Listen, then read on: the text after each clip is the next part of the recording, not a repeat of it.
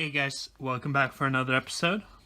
So we're indoors today and taking a look at this quantum board 120 fixture I've been making. And so we're still sticking with the previous design. I can't really think of a better one than this. Kind of solves all the problems of the previous iterations. So no glue, no binding necessary. Completely, you can take it apart completely, so no dead-end design features here. And you no longer need Teflon tape or something to kind of gum up the nut to keep the board in desired position, because we're just tensioning it with these inner nuts. Could even use it for some side lighting, I guess. Hang up a bunch of these around. Do you guys remember those cylindrical kind of like grow tubes that were really all the rage some time ago? Kind of a ridiculous concept, but anyway. So yeah, there you go. Really like the way this came out. It's been running for a few days, seems to be working just fine. So I really want to test this though, and what I think I'm going to do is run a couple plants from seed. I've never really done that before. The only things I've grown from seed have been like kind of bag seed stuff. So I'm still excited to check that out. And conveniently enough, I recently won a giveaway from the Hennep OG Kush channel. So big shout out to them. They hooked it up with a couple of stickers. So here's one. Another one I already put on my little Maker IoT box. Mostly has Raspberry Pi crap. Yeah, so there's that. And they've been giving away these blueberry skunk seeds. So I'm going to go ahead and put these into some soil. I see a lot of people doing all sorts of pre-sprouting and rock wool and cubes and water and paper. I don't see the point of that. You're just adding more variables. That's something that can go wrong with, in my opinion, when you do that. Unless you have some very old, difficult to sprout seeds. It's the only time I think I would do that. But I say if you have a good established growing medium that you know how it functions as far as water retention and airflow and everything, you get, you know, if you're not overwatering, you could go into your final container straight from seed. And I mean, that way you'll probably have a great root system, but you won't have the best root system. There's actually a magic number of how large your container should be to optimize your root system if it's a breathing container, one that, you know, either a cloth bag or maybe one of these mesh cup type deals. So that magic number for container size is actually 4 inches. And what I mean by that is there's been quite a bit of research done by Dr. Carl Whitcomb on roots of trees primarily, but applies to all plants pretty much. And what he found was that for pretty much all plant species, once you terminate a root, so whether it's air pruned or it comes in contact with something that can permeate and it just butts into it rather than keep on going, if you terminate a root, it will grow lateral roots, so side kind of branching roots from the tip to 3 to 4 inches from there. So what that means that is you have a seedling and it grows its taproot and then it goes down and it hits the bottom of the pot, and let's say in this hypothetical it doesn't circle around but rather it just gets terminated, then you'll have lateral roots going up 4 inches up above that. So what that means that is your pot is 12 inches deep, right? Then you will basically effectively be wasting the top 8 inches of soil, because when that root goes down 12 inches, terminates, and then it'll start growing lateral roots from the termination point up about 4 inches. But the other 8 inches will not. Well, I mean, it will eventually probably.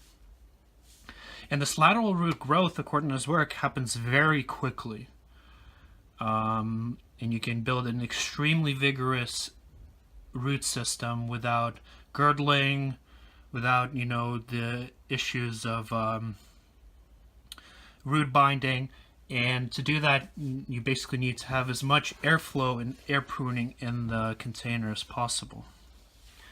So if you're going by the science of it, then it doesn't make sense to plan into anything other than a 6 to 8 inch wide pot to start with. So if you ever wonder what pot should I use, well, here's the science that tells you what you should use. Of course, you can use larger ones. Like I said, you could probably go into your final size pot to start with. And that also tells you how much you should increase your pot size when you're transplanting. So let's say you did what I said and you started with 8 inch wide pot that's about 4 inches deep. You'll have the kind of ideal conditions where basically the whole volume of that pot will be used up by lateral roots. Then you want to transplant that. Well, what you need is something that's going to give you 4 more inches on each side. So in other words, it's going to be 8 inches greater in diameter and 4 more inches greater in depth. That way you'll get the most efficient use of that new added soil.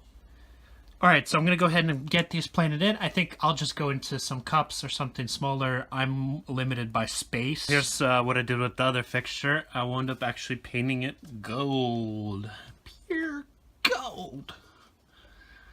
And I just used some brass screws and nuts so that I didn't have to paint those. And I think they match really well, actually.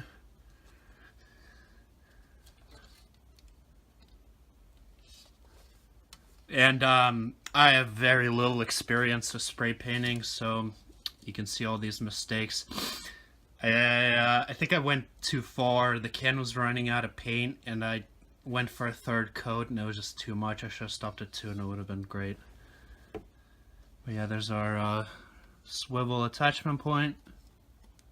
There. And by the way, with these...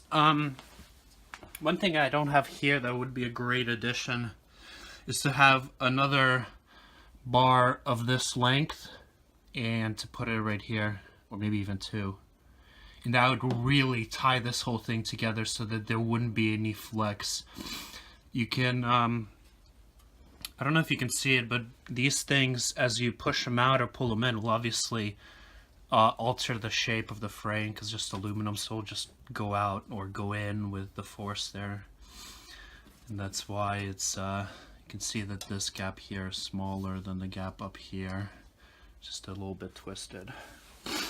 And if you were to put a bar here, that would obviously stop that altogether and stop diagonal motion. And you could go ahead and mount your driver on there or some cobs or whatever, and it would really tie this whole thing together. So if you want to paint aluminum, you really have to kind of go through a bunch of steps to do it right. That black one I showed you previously, that was painted with a 2-in-1, so it had a primer and paint in it. And I mean, if you're just trying to knock something out, you don't really care about the quality, I would recommend that, but otherwise I would not. What I did here was I actually sanded everything down completely, because, you know, there was some glue left over from the sticker, from the manufacturing, and I wanted to remove the leftover epoxy and stuff that was on the rails. So I just went ahead and sanded everything, and then I went over it with this brass brush. Steel brush would be even better. And there you're really trying to make features. You're trying to roughen it up. It almost looks like you're ruining everything. But that's necessary to get the primer to bind to the metal. If you're not going to sand it, at least clean it with a solvent to get the, you know, organic junk off of it. And after that point, obviously you want to wear gloves so that you're not contaminating it with your skin. And after that, went ahead and applied the self-etch primer. And then the paint. Yeah, that's completely empty in there. So that's the one I used. And finally, I gave it a coat of the enamel. Even with the little, you know, imperfections, I still think it looks really good. Kind of neat, you know, like a solid gold fixture.